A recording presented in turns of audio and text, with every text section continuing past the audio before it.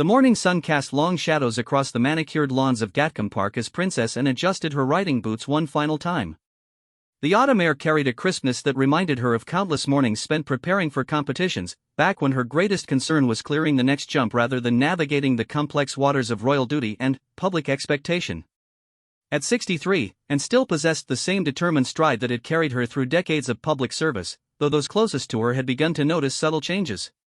The way she paused slightly longer at doorways, the careful manner in which she lowered herself into chairs, the brief moments when her usually sharp focus seemed to drift somewhere beyond the immediate present. Sarah Mitchell, her longtime personal secretary, had been with the Princess Royal for nearly 15 years. She knew better than most when something was amiss. This particular morning, as Anne reviewed her schedule for the upcoming week, Sarah noticed the princess pressing her fingertips against her temple in a gesture that had become increasingly frequent. "Ma'am, perhaps we should consider postponing the garden party," Sarah suggested gently, her pen hovering over the appointment book. "The weather forecast suggests it might rain, and, with your recent headaches." Anne's response was swift and characteristic. "Nonsense, Sarah. A little rain never hurt anyone, and certainly won't deter me from meeting with the Gloucestershire Children's Foundation representatives. These children have been looking forward to this event for months." The determination in her voice was unmistakable, yet Sarah detected something else beneath the surface. A fragility that seemed at odds with the woman who had built her reputation on unwavering strength and reliability. Princess Anne had always been known as the hardest-working member of the royal family, often completing over 500 engagements per year without complaint or fanfare. Timothy Lawrence, Anne's husband, had also begun to notice changes in his wife's demeanor. The previous evening, as they sat together in their private sitting room, he had watched her struggle to focus on a book she had been eagerly anticipating. Her eyes had repeatedly drifted from the pages, and twice she had asked him to repeat conversations they had just finished having. "Darling, are you quite all right?" he had asked, setting aside his own reading material to give her his full attention. Anne had looked at him with genuine confusion, as if surprised by the question. "Of course I'm all right, Tim. Why would you ask such a thing?" But, even as she spoke, her hand had moved unconsciously to her chest, pressing lightly as if to ease some internal discomfort. Timothy had made a mental note to speak with Dr. Matthews, the family physician, though he knew and would resist any suggestion that she needed medical attention. The Princess Royal had never been one to show weakness or vulnerability. From childhood, she had been taught that duty came before personal comfort, that the needs of others must always supersede her own. This philosophy had served her well throughout her life, earning her respect and admiration from colleagues, staff, and the public alike. Mrs. Eleanor Hartwell, the head housekeeper at Gatcombe Park, had been with the household for over 20 years. She prided herself on anticipating the needs of the family before they were even expressed. Recently, however, she had found herself puzzled by certain inconsistencies in the princess's routine. And had always been meticulous about her morning schedule. Tea at 7:30, breakfast at 8, review of correspondence by 8:30. Yet for the past several weeks, Eleanor had noticed that the princess sometimes appeared surprised when served her tea, as if she had forgotten ordering it. Small moments, easily dismissed, but they accumulated in Eleanor's observant mind like pieces of an unsettling puzzle. The gardens at Gatcombe Park held special significance for Anne. She had personally overseen their design and maintenance, finding solace in the careful cultivation of roses, the strategic placement of walking paths, and the seasonal rotation of flowering plants. The gardens represented one of the few spaces where she could exercise complete control, where her decisions could create lasting beauty without the complications of protocol or public scrutiny. On this particular morning, as Anne made her way toward the rose garden to check on the preparations for the afternoon's event, she felt an unusual lightness in her step. Not the pleasant lightness of good health and spirits, but something more concerning. A disconnection from the solid ground beneath her feet, as if she were walking through a dream where the normal rules of physics didn't quite apply. The sensation was so subtle at first that she dismissed it as simple fatigue. After all, the past month had been particularly demanding. There had been the opening of the new equestrian centre in Surrey, followed immediately by a trip to Scotland for the agricultural show, then back to London for a series of regimental dinners and charity galas. Her schedule would have challenged someone half her age. James Crawford, the head groundskeeper, was already at work when Anne approached the garden. He had been tending the grounds for 12 years and had developed a comfortable working relationship with the princess. She trusted his judgment on matters related to the outdoor spaces and often sought his advice on seasonal plantings and maintenance schedules. "Good morning, Your Royal Highness," James called out, touching the brim of his cap respectfully. "The roses are looking particularly fine this year, thanks to that mild spring we had." And smiled and moved closer to examine the blooms.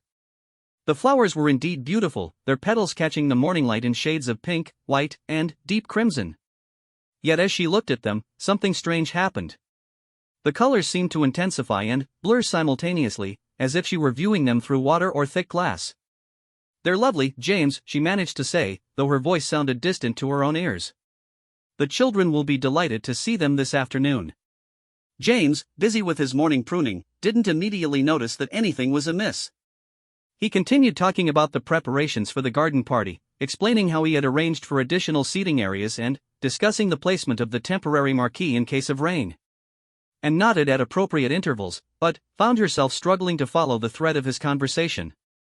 The words seemed to reach her from a great distance, and she had to concentrate unusually hard to make sense of them. This was troubling, as she prided herself on her ability to engage fully with everyone she encountered, regardless of their role or status. The morning air, which had felt crisp and invigorating when she first stepped outside, now seemed thin and insufficient. And found herself taking deeper breaths, trying to fill her lungs properly. The sensation reminded her of the altitude sickness she had experienced during a royal tour of Nepal years earlier, though they were currently at sea level in the familiar surroundings of her own home. Dr. Margaret Matthews had been the family physician for the royal household for 8 years. She was known for her discretion, her thoroughness, and her ability to provide medical care without attracting unwanted attention from the press. And had always maintained a cordial but somewhat distant relationship with her, preferring to handle minor ailments independently rather than bother with medical consultations. In recent weeks, however, Dr. Matthews had found herself increasingly concerned about reports she was receiving from various members of the household staff. Nothing dramatic or immediately alarming, but a pattern of small incidents that, when considered together, painted a picture of someone whose health might be more fragile than appearances suggested. There had been the incident 3 weeks earlier when Anne had become disoriented during a private meeting with representatives from the Save the Children Fund. According to Sarah Mitchell's discreet report, the princess had seemed confused about which charity she was meeting with, despite having worked with the organization for decades. Then, there was the episode during the regimental dinner in London, when several attendees had noticed that Anne seemed to lose her place during a speech she had given countless times before.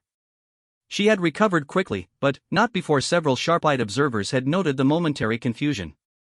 Dr. Matthews had tried to schedule a routine checkup, but Anne had postponed it twice, citing pressing royal engagements. This was typical behavior for the princess, who had always been reluctant to prioritize her personal health over her public duties. The irony was not lost on Dr. Matthews that Anne spent considerable time promoting health awareness and supporting medical charities, yet remained stubbornly resistant to accepting medical care for herself. It was a common trait among those accustomed to caring for others while neglecting their own needs. Back in the garden, James Crawford finally looked up from his pruning to see Princess Anne standing very still beside the rose bushes. Something in her posture caught his attention. She was holding herself with an unusual rigidity, as if afraid that any movement might upset some delicate balance. "Your Royal Highness, are you feeling quite well?" he asked, setting down his pruning shears and moving closer. And turned toward him, and, for a moment her expression was blank, as if she were trying to remember who he was or why they were having this conversation. Then, recognition returned to her eyes, along with a determination to maintain normalcy despite whatever was happening to her. "I'm perfectly fine, James," she said firmly. "Just thinking about the arrangements for this afternoon.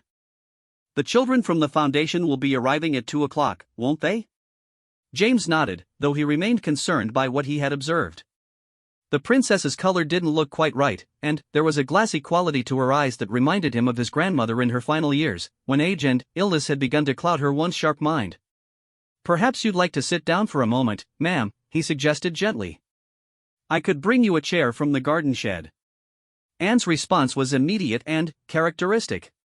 "Absolutely not. I have far too much to do today to be sitting about in gardens." But, even as she spoke, she felt a wave of dizziness wash over her, strong enough that she had to reach out and steady herself against a nearby trellis. The touch of the wooden structure felt oddly distant, as if her hands were wrapped in thick gloves that prevented her from feeling textures properly. This disconnect between her body and her environment was becoming increasingly pronounced, though she fought to keep any sign of distress from showing on her face. Years of royal training had taught her to maintain composure under any circumstances. She had smiled graciously through state dinners while battling food poisoning, had completed entire royal tours while grieving personal losses, had maintained perfect posture and engagement during ceremonies that lasted for hours in uncomfortable conditions. This situation felt different, however. The challenge wasn't external discomfort or emotional distress that she could compartmentalize and manage through sheer force of will. Something was happening within her own body that seemed to be beyond her control, and this realization was perhaps more frightening than the physical symptoms themselves. The sun had climbed higher in the sky, and the garden was now bathed in the full light of morning. Under normal circumstances, Anne would have found this beautiful and energizing. Today, however, the brightness seemed harsh and overwhelming. She found herself squinting, though the light wasn't actually that intense. James continued his work but kept glancing toward the princess with growing concern. In all his years of working for the royal household, he had never seen her display any signs of physical weakness or distress. She was legendary among the staff for her stamina and resilience, often outlasting people half her age during long days of royal engagements. The morning routine continued around them with its usual precision. Gardeners tended to their assigned areas, household staff prepared for the day's events, and the normal rhythms of life at Gatcombe Park maintained their steady pace. Yet beneath this surface normalcy, something fundamental was beginning to shift. Princess Anne's struggle with whatever was affecting her represented more than just a personal health crisis. She had become such a reliable and consistent presence in the royal family and in British public life that the idea of her being vulnerable or unwell was difficult for anyone to contemplate. As the morning progressed toward the crucial afternoon garden party, none of the participants in this unfolding drama could have imagined how dramatically the day would change, or how a routine charity event in the peaceful gardens of Gatcombe Park would become the setting for a moment that would shake the foundations of their carefully ordered world. The kitchen at Gatcombe Park hummed with controlled activity as the household staff prepared for the afternoon's garden party. Mrs. Patricia Wilson, the head cook, had been planning the menu for weeks, ensuring that every detail would meet the Princess Royal's exacting standards while also appealing to the young visitors from the Gloucestershire Children's Foundation. Patricia had worked in royal kitchens for over 2 decades, and she understood that feeding members of the royal family required more than just culinary skill. Every meal was an opportunity to support their demanding schedules, to provide nourishment that would sustain them through long days of public appearances and private meetings. This morning, however, Patricia found herself distracted by an unusual request from Princess Anne. The princess had appeared in the kitchen doorway around 9 o'clock, something she rarely did during busy preparation periods. Her presence wasn't unwelcome, but it was unexpected. "Patricia, I wanted to discuss the refreshments for this afternoon," Anne had said, though her voice lacked its usual decisiveness. "I think we should serve. Well, what were we planning to serve?" The question had caught Patricia off guard. They had discussed the menu in detail just 3 days earlier, and had approved every item with her characteristic attention to detail. The princess had specifically requested cucumber sandwiches, fresh scones with jam and cream, and a selection of small cakes that would appeal to children while maintaining appropriate elegance for adult guests. "We discussed the traditional afternoon tea menu, Your Royal Highness," Patricia had responded carefully. "Sandwiches, scones, and cakes, just as you approved." And had nodded slowly, as if trying to retrieve a memory that remained just beyond her grasp. "Yes, of course. The children will enjoy that." She had paused then, standing in the doorway as if she had something else to say but couldn't quite remember what it was. After the princess left, Patricia had mentioned the interaction to Eleanor Hartwell during their daily coordination meeting. Both women had worked for the royal household long enough to recognize when something was amiss, even if they couldn't quite identify what it was. Meanwhile, in the estate office, Timothy Lawrence was reviewing security arrangements for the afternoon event with Commander David Phillips, the security coordinator for Gatcombe Park. These routine discussions had taken place countless times over the years, as Anne's commitment to maintaining public access while ensuring safety required careful balance. Timothy had noticed that and seemed increasingly fatigued in recent weeks, though she continued to maintain her full schedule without complaint. As her husband, he found himself walking a delicate line between concern for her well-being and respect for her fierce independence. "The children's group will arrive by coach at 2 o'clock, Commander Phillips was explaining, consulting his detailed notes. "We've arranged for parking in the north field, and the walking route to the gardens has been cleared and secured." Timothy nodded, but his mind was partly elsewhere. He was thinking about the conversation he had attempted with Anne the previous evening, when he had gently suggested that she might consider reducing her upcoming commitments. Her response had been swift and uncompromising. "Timothy, I have never cancelled an engagement due to personal discomfort, and I don't intend to start now. These children have been looking forward to this visit for months.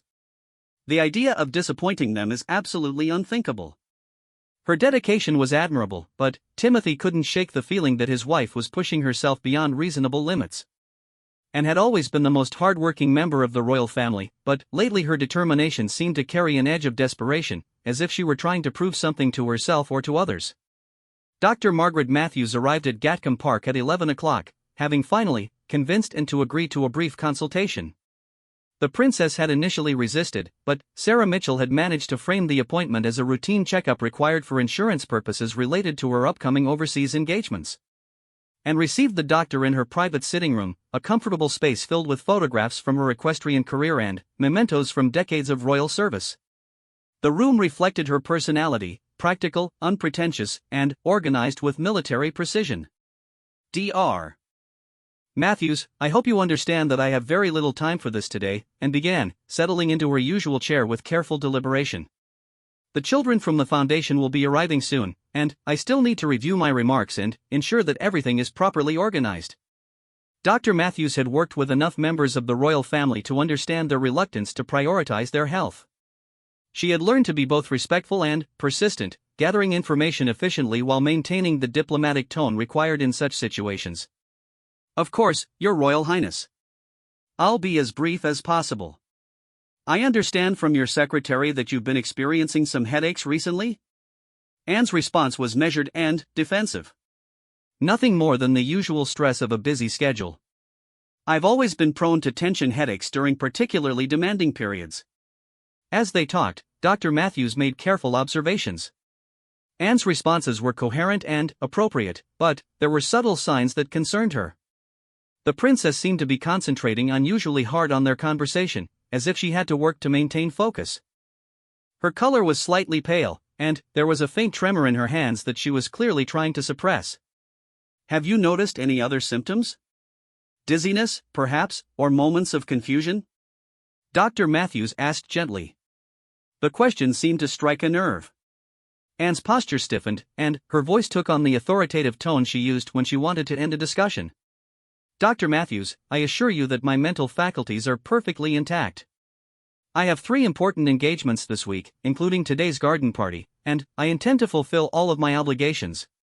Despite her defensive words, Anne felt a flutter of anxiety. The truth was that she had been experiencing moments of disorientation, brief episodes where familiar surroundings seemed suddenly foreign or where conversation slipped away from her like water through cupped hands. She had attributed these incidents to fatigue and stress, but their increasing frequency was becoming difficult to ignore. Dr. Matthews completed her examination as efficiently as possible, taking vital signs and making notes that she would review in detail later. Anne's blood pressure was slightly elevated, and her pulse showed irregularities that warranted further investigation. However, nothing suggested an immediate emergency that would require canceling the afternoon's event.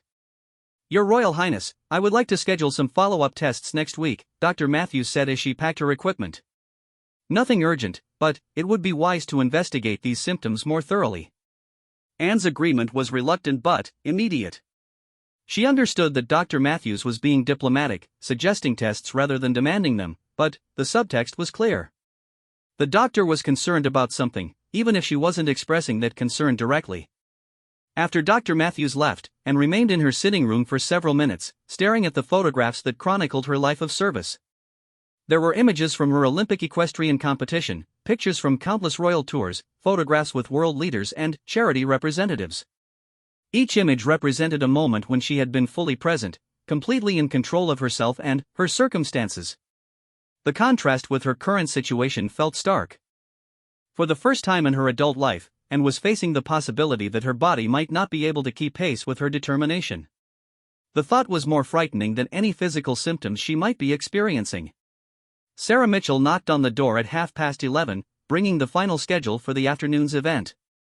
She found the princess staring out the window toward the gardens, where the staff were making final preparations for the children's visit. Ma'am, I have the revised timeline for this afternoon, Sarah said, approaching with the careful attentiveness that had characterized their working relationship for 15 years. The children will arrive at 2, and you're scheduled to greet them by the rose garden at 1:15.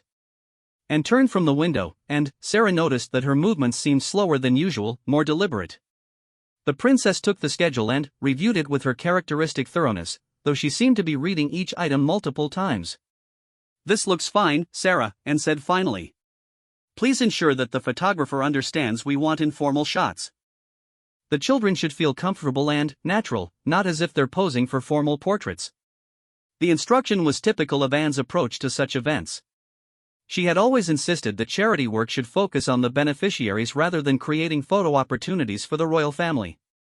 This philosophy had earned her genuine respect from the organizations she supported and from the public who valued her authentic commitment to service. As the morning progressed toward noon, the various threads of preparation began to converge. The kitchen staff completed their preparations, filling tiered serving stands with sandwiches and cakes. The gardening team put finishing touches on the outdoor space, arranging chairs and ensuring that every flower bed was perfectly groomed. Security personnel conducted final walkthroughs, confirming that all safety protocols were in place. Throughout these preparations, Princess Anne moved through her usual routine with determined normalcy. She reviewed her brief remarks for the afternoon, checked on the gift bags that would be distributed to each child, and confirmed the arrival arrangements with the foundation's representatives. Yet those who knew her best continued to notice subtle changes. Her usual brisk pace had slowed slightly, and she occasionally paused as if gathering herself before continuing with tasks that would normally require no conscious effort. Timothy Lawrence found himself watching his wife more closely as the day progressed. During their brief lunch together, he noticed that she ate very little, pushing food around her plate rather than consuming it with her usual efficiency. When he mentioned this, she dismissed his concern with characteristic directness. "I'm simply not very hungry today, Tim. I never eat much before public events anyway." This was true, as Anne had always been careful about eating before appearances where she would be meeting many people and potentially having photographs taken. However, Timothy sensed that there was more to her reduced appetite than simple pre-event nerves. The afternoon approached with all the careful orchestration that characterized royal events, even relatively intimate ones like this garden party for local children. Every detail had been planned and reviewed, every contingency considered and prepared for. The only variable that remained beyond anyone's control was the Princess Royal herself, and whether her determined will would be sufficient to carry her through another successful public engagement. As 1 o'clock approached, Anne retreated to her private rooms to prepare for the afternoon. This ritual of preparation had been part of her life for decades, reviewing her schedule one final time, ensuring her appearance was appropriate for the occasion, and taking a few minutes of quiet reflection before stepping into her public role. Today, however, the familiar routine felt different. As she looked at herself in the mirror, and saw a woman who looked older than she had just weeks earlier. The changes were subtle but unmistakable, a slight pallor in her complexion, a tightness around her eyes that suggested fatigue, and an overall fragility that she had never associated with her own reflection. The realization was unsettling, but Anne pushed it aside with the same discipline that had carried her through countless challenges over the years. Whatever was happening to her health, today was not the day to give in to weakness or uncertainty. The children from the Gloucestershire Children's Foundation were depending on her, and she would not disappoint them. As she prepared to leave her room and begin the afternoon's event, Princess Anne could not have imagined that within hours, she would be facing the most vulnerable moment of her public life, or that the peaceful gardens of Gatcombe Park would become the setting for a crisis that would change everything.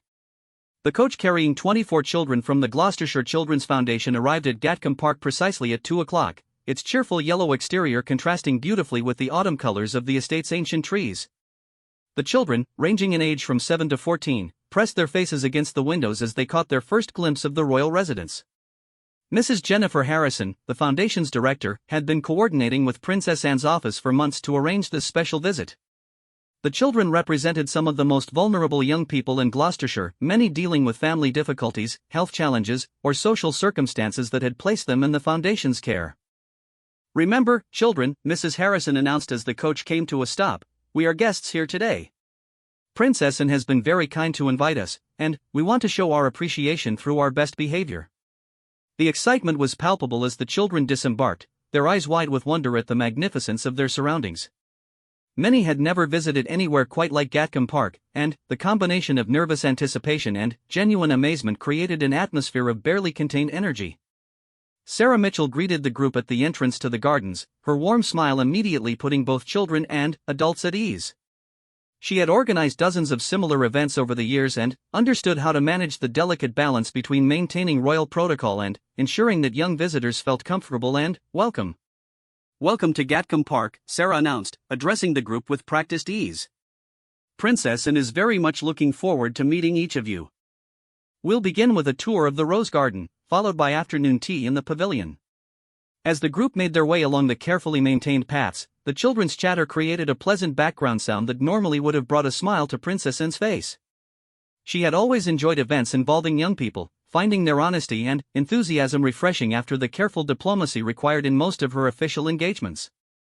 Princess Anne emerged from the house at 2:15, walking with her usual measured pace toward the group assembled by the Rose Garden. She wore a practical but elegant outfit in navy blue, chosen specifically to be appropriate for outdoor activity while maintaining the dignity expected of a senior royal. To the casual observer, she appeared perfectly composed and ready for the afternoon's activities. Years of public appearances had taught her to present a facade of confidence and engagement regardless of how she might actually be feeling. Today, however, maintaining that facade required more conscious effort than usual. The headache that had plagued her intermittently throughout the morning had intensified, creating a persistent pressure behind her eyes that made concentrating difficult.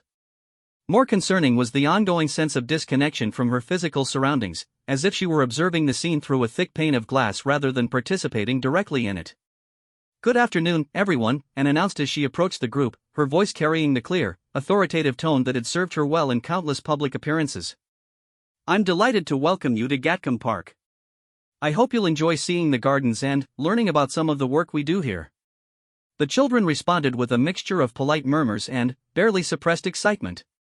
Several of the younger ones stared openly at the princess, clearly fascinated by meeting someone they had only seen in photographs and on television. Their innocent curiosity was endearing, and, under normal circumstances, Anne would have found their reactions amusing and heartwarming. Mrs.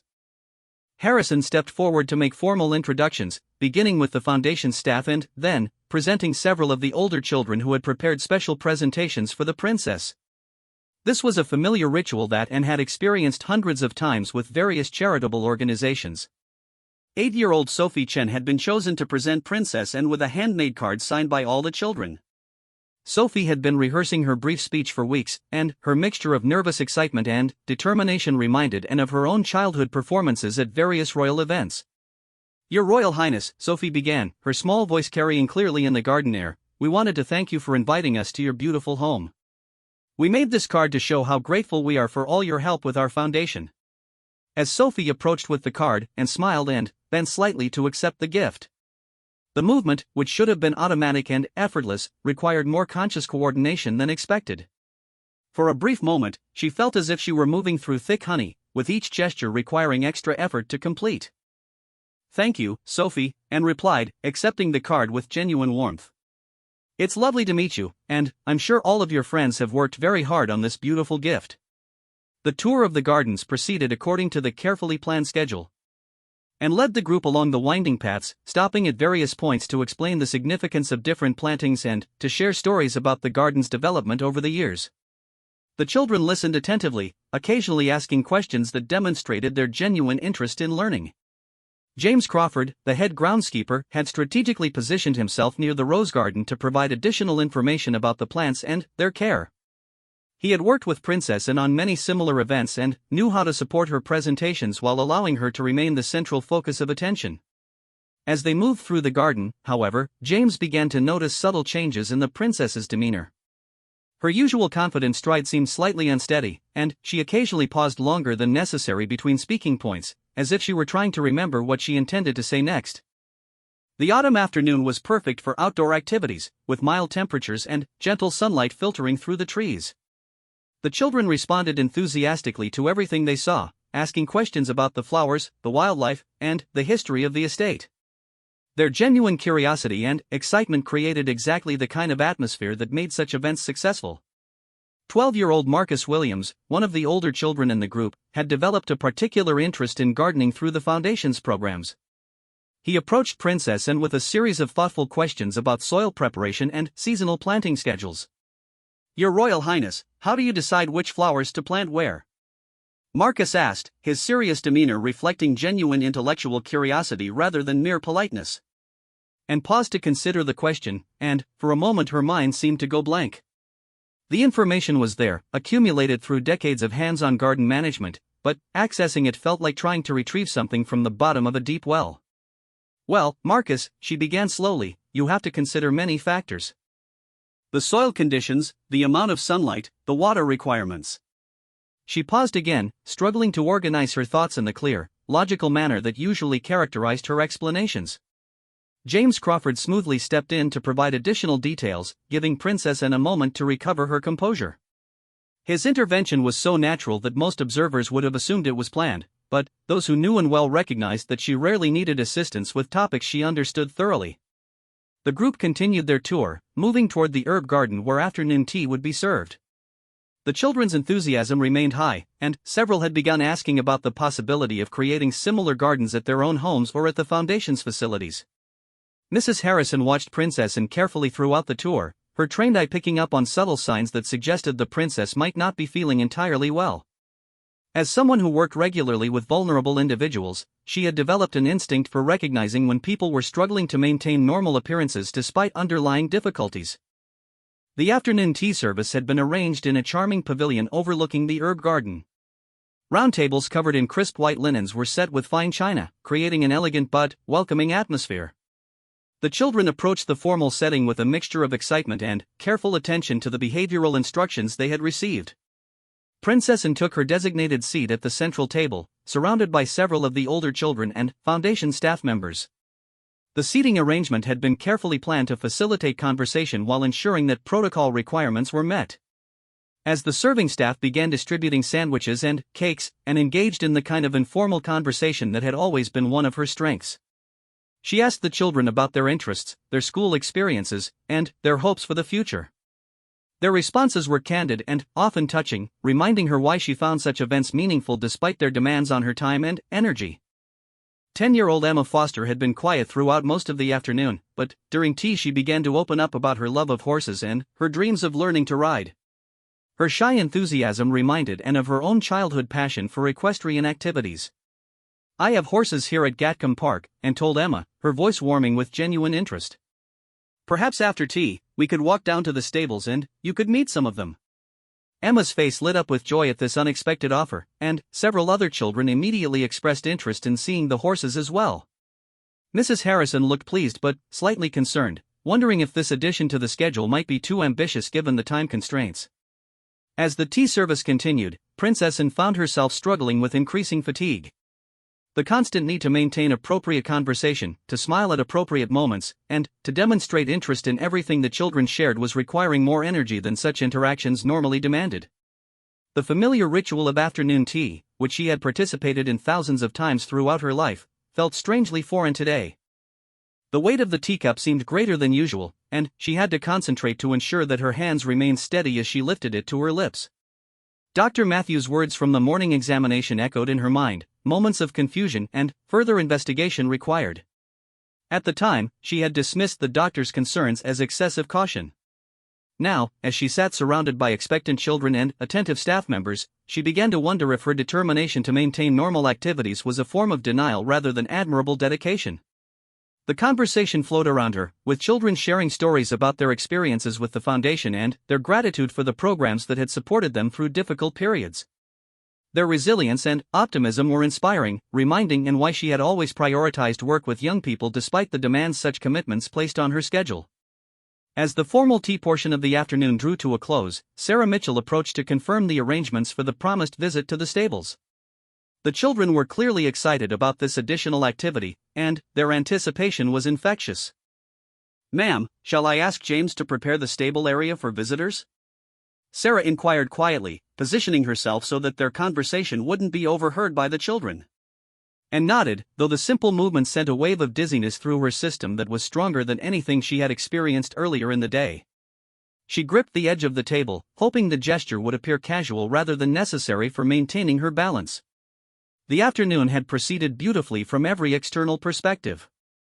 The children were having a wonderful experience, the foundation staff members were pleased with the royal attention their organization was receiving, and the household staff had managed every detail with their usual precision and professionalism. Only Princess and herself knew that beneath the surface of this successful event, something fundamental was wrong with her body's ability to function normally. As she prepared to stand and lead the group toward the stables, she faced the growing realization that her determination might not be sufficient to carry her through the remainder of the afternoon's activities. The walk to the stables would require her to maintain composure and engagement for at least another hour, interacting with excited children while managing whatever was happening to her health.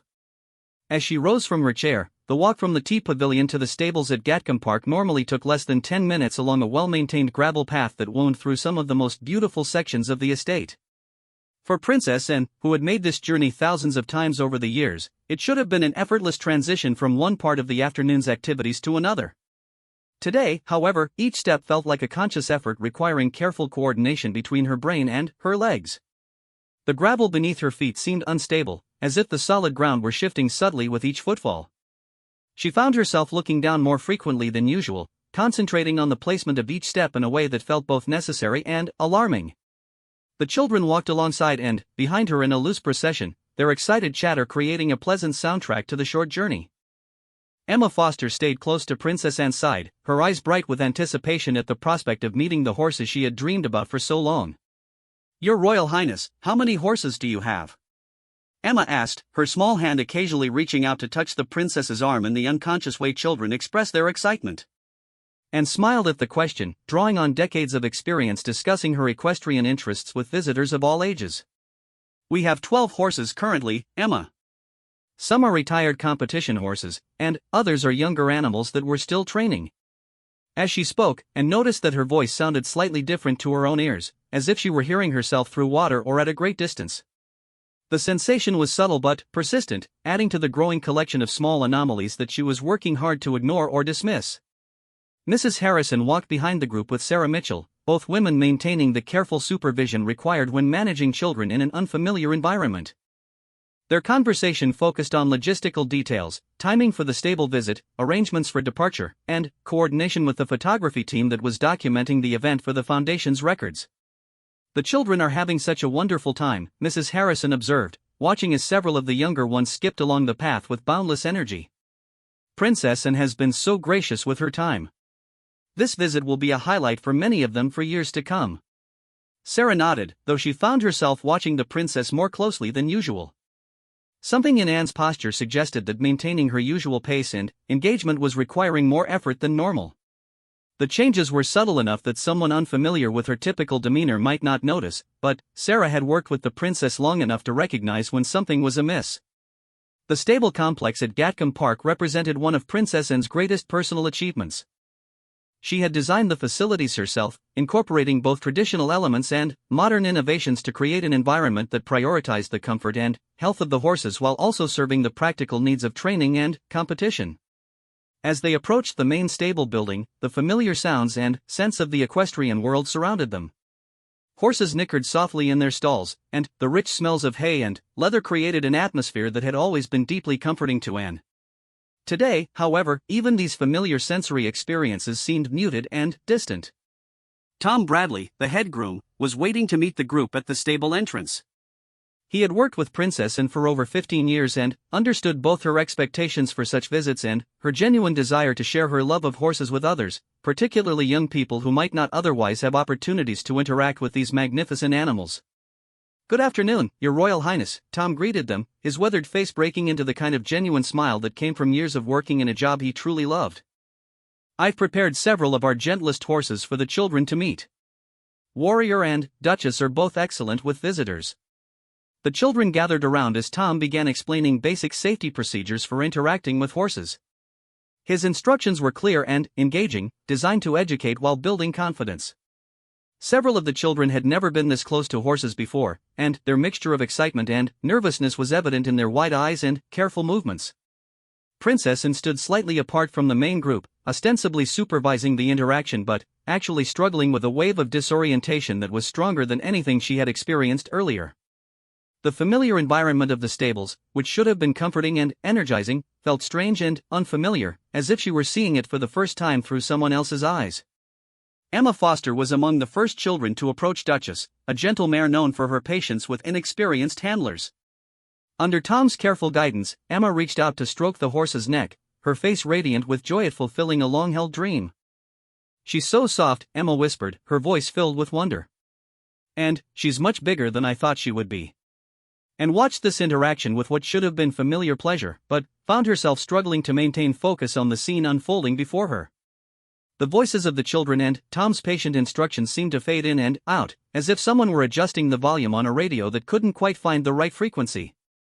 Marcus Williams, the 12-year-old who had shown such interest in gardening, approached Princess Anne with another thoughtful question.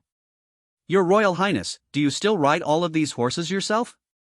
The question was natural and appropriate, exactly the kind of inquiry Anne typically enjoyed answering.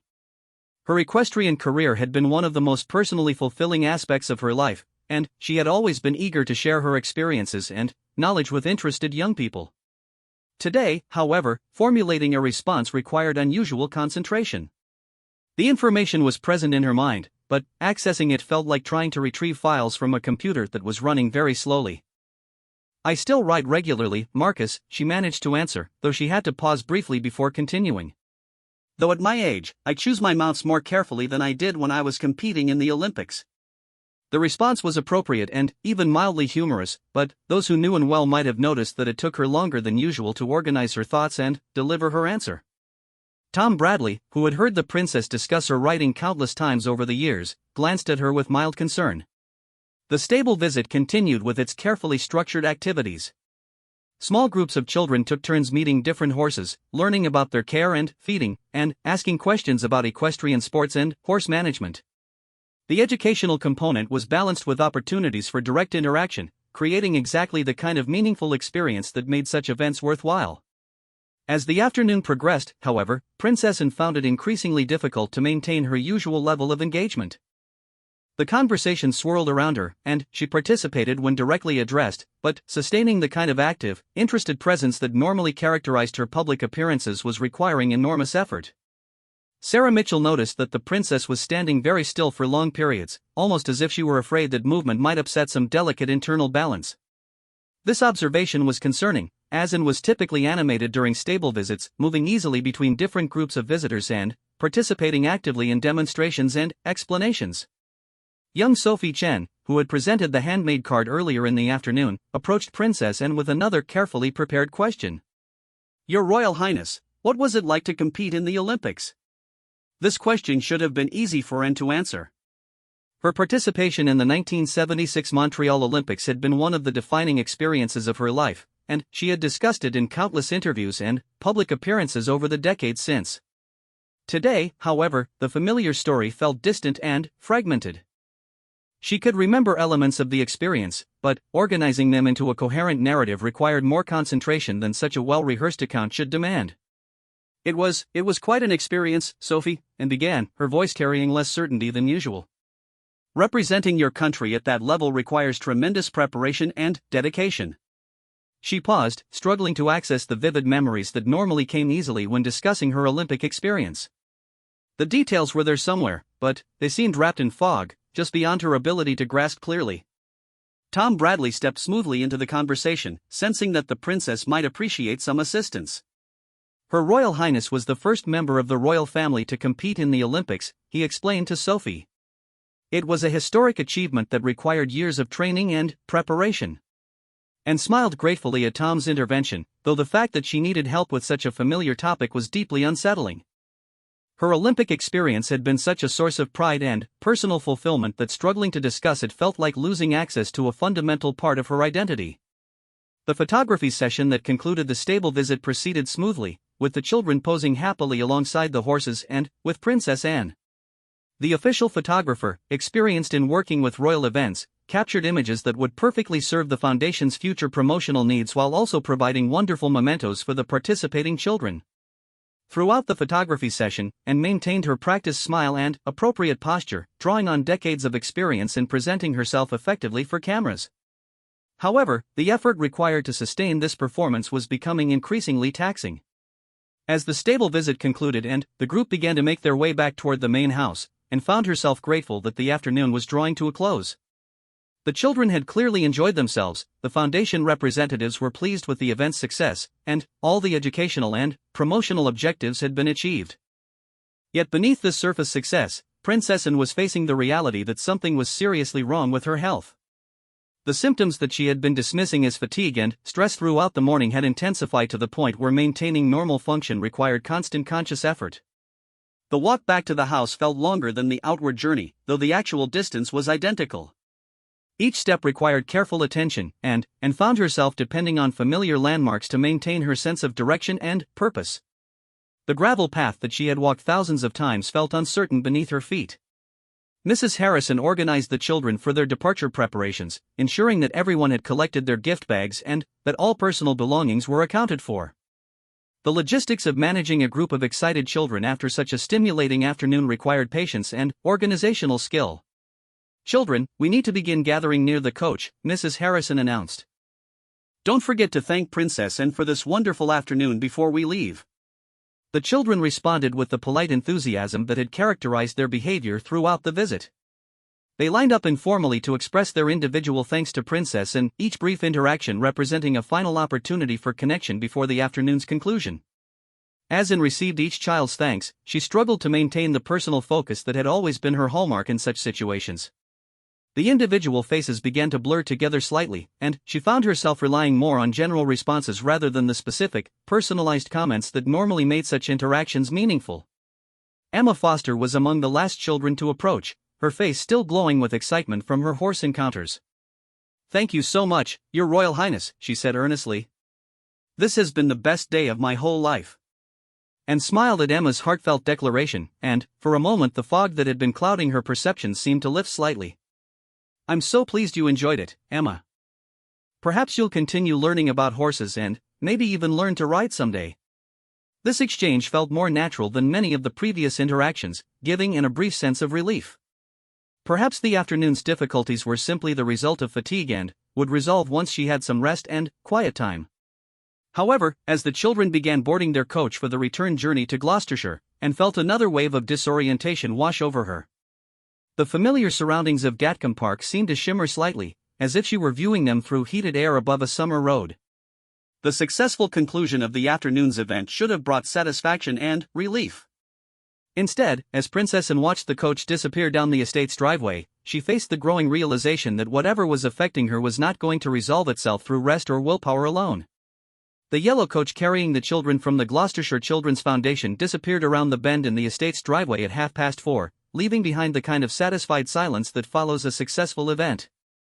The afternoon had achieved everything that Princess Anne had hoped for. The children had enjoyed a memorable experience, the foundation had received valuable publicity for their programs, and another commitment in her demanding schedule had been fulfilled with characteristic thoroughness.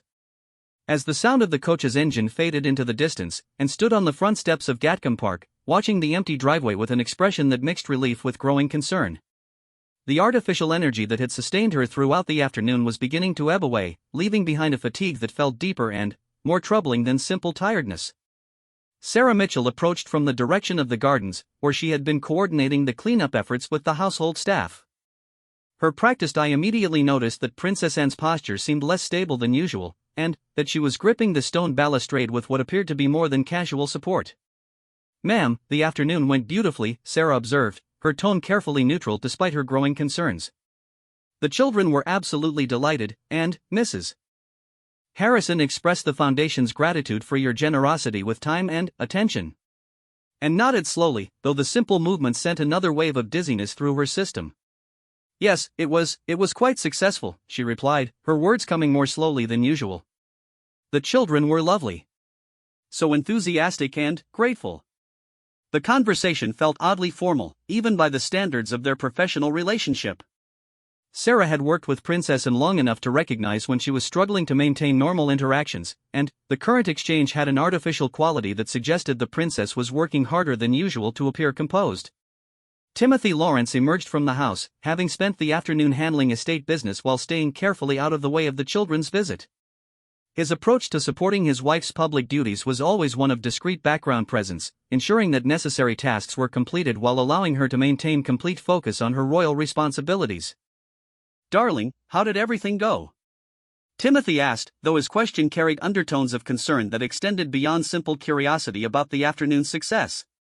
Very well, Anne replied, though her voice lacked the usual satisfaction that accompanied the completion of a meaningful engagement. The children were delightful, and I think they genuinely enjoyed seeing the gardens and meeting the horses. As she spoke, Anne felt the familiar disconnect between her intentions and her physical responses intensifying. The words she wanted to say seemed to require extra effort to formulate and express, as if there were some kind of interference between her thoughts and her ability to communicate them clearly. Timothy moved closer, ostensibly to share in the review of the afternoon's activities but actually positioning himself where he could provide support if needed. His years of marriage to Anne had taught him to recognize subtle signs of distress, even when she was working hard to conceal them. "Perhaps we should go inside," he suggested gently. "You've had a long day, and I'm sure you'd appreciate some quiet time before dinner." The suggestion was reasonable and thoughtful, the kind of consideration that Timothy routinely offered after Anne's public engagements. Today, however, his words carried an additional layer of meaning that wasn't lost on either of them. He was concerned about her well-being in a way that went beyond normal post-event fatigue. Anne began to move toward the house's entrance, but her first step was noticeably unsteady. The ground beneath her feet felt uncertain, as if the solid stone steps were shifting slightly with each movement.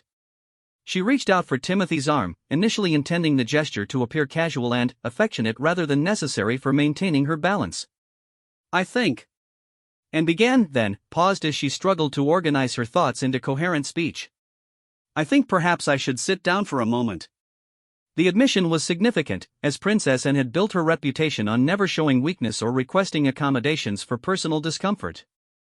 For her to acknowledge that she needed to rest was so unusual that both Timothy and Sarah immediately understood the seriousness of the situation. Timothy guided his wife toward a stone bench position near the entrance to the house, where she could sit while remaining in the fresh air that seemed to provide some relief from her symptoms. The bench offered a clear view of the gardens where she had spent the afternoon entertaining the children, though the familiar landscape now seemed strangely distant and unfocused. "And I think we should call Dr. Matthews," Timothy said quietly, his voice carrying the kind of calm authority that emerges during moments of crisis. "You've been struggling with these symptoms all day, and they seem to be getting worse rather than better." Anne's instinctive response was to reject any suggestion that medical attention might be necessary. Throughout her life, she had prided herself on pushing through physical discomfort and maintaining her commitments regardless of personal difficulties. The idea of allowing health concerns to interfere with her responsibilities was fundamentally contrary to her understanding of duty and service. "Timothy, I'm simply tired," she protested, though her voice lacked its usual conviction. "It's been a demanding day, and I haven't been sleeping particularly well lately. I just need a few minutes to rest, and then I'll be perfectly fine." Even as she spoke, however, Anne was becoming aware that her symptoms were continuing to intensify. The headache that had been a persistent background presence throughout the day was now creating sharp, focused pain behind her eyes. More concerning was the increasing sense that her body was not responding to her mental commands with its usual precision and reliability. Sarah Mitchell had tactfully withdrawn to give the couple privacy for their discussion, but she remained close enough to provide assistance if needed. Her years of experience managing royal schedules had taught her when to maintain professional boundaries and when circumstances required more direct intervention.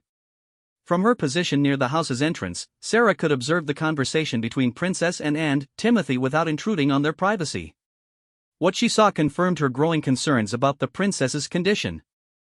Anne's normally erect posture had become noticeably slumped, and she was leaning heavily against the back of the bench as if she lacked the strength to maintain her usual perfect bearing. Dr. Margaret Matthews was at her clinic in the village when she received Timothy's urgent phone call at 10 minutes past 5. His description of Anne's symptoms, combined with her observations from the morning's examination, immediately raised serious concerns about the princess's health. "Mr. Lawrence, I'll be there within 15 minutes, Dr. Matthews assured him, already gathering the medical equipment she might need for an emergency house call. "Please ensure that Princess Anne remains seated and calm. Don't allow her to attempt any strenuous activity." The instruction to keep Anne from attempting strenuous activity would have been unnecessary under normal circumstances, as she was not typically inclined toward reckless behavior. Today, however, Dr. Matthews was concerned that the princess might push herself beyond safe limits in an effort to maintain normal function. As Timothy ended his phone call and returned to the bench where Anne was resting, he found her staring at the gardens with an expression that mixed confusion with growing fear. The confident, capable woman who had successfully managed a complex public event just hours earlier seemed to be struggling with basic awareness of her surroundings. "And how are you feeling now?" Timothy asked, settling beside her on the bench and taking her hand in his. Her skin felt cooler than normal, and there was a tremor in her fingers that she seemed unable to control. "I feel," and paused, struggling to find words that would accurately describe her experience. "I feel as if I'm watching everything from very far away. As if this is happening to someone else, and I'm just observing." The admission was deeply unsettling, both for Anne herself and for Timothy, who had never heard her describe anything resembling a disconnect from reality. And had always been anchored firmly in the present moment, fully engaged with whatever task or responsibility demanded her attention. The late afternoon sun cast long shadows across the estate's grounds, creating the kind of peaceful atmosphere that normally would have been deeply satisfying after a successful royal engagement. The gardens showed evidence of the day's activities but were returning to their usual quiet beauty as the household staff completed their cleanup efforts. James Crawford appeared from the direction of the rose garden, where he had been ensuring that all equipment and temporary installations had been properly removed. His weathered face showed the satisfaction of a job well completed, though his expression changed to concern when he noticed Princess Anne's condition. "Your Royal Highness, is everything quite all right?" James asked, his tone respectful but clearly worried. "You don't look at all well."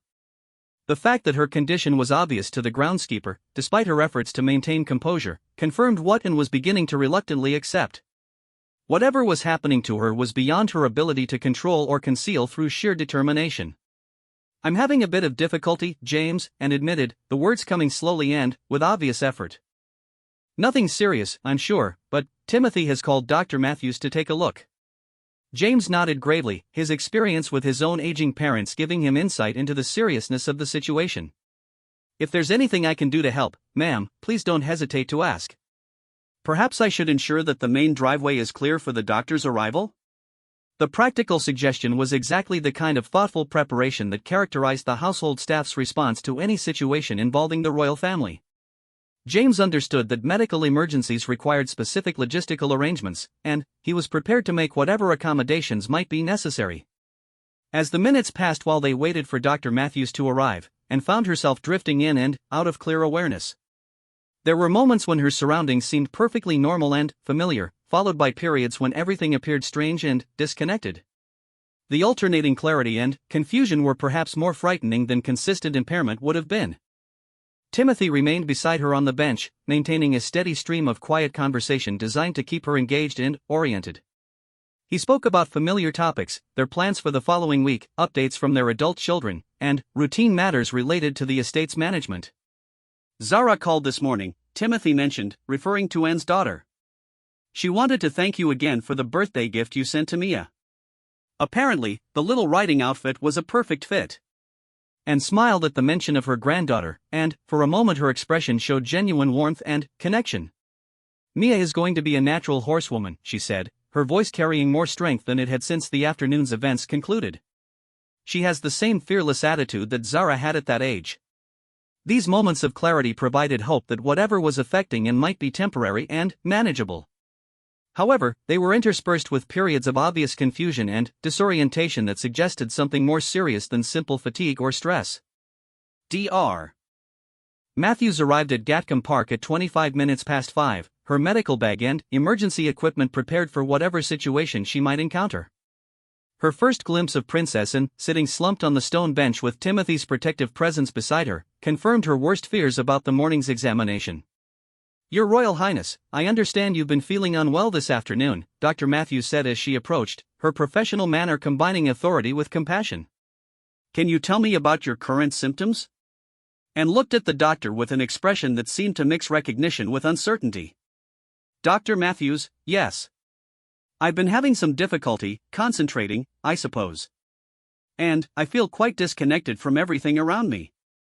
The description of her symptoms was more articulate than Dr. Matthews had expected, given Timothy's phone call, but she could see evidence of the confusion and disorientation that he had described.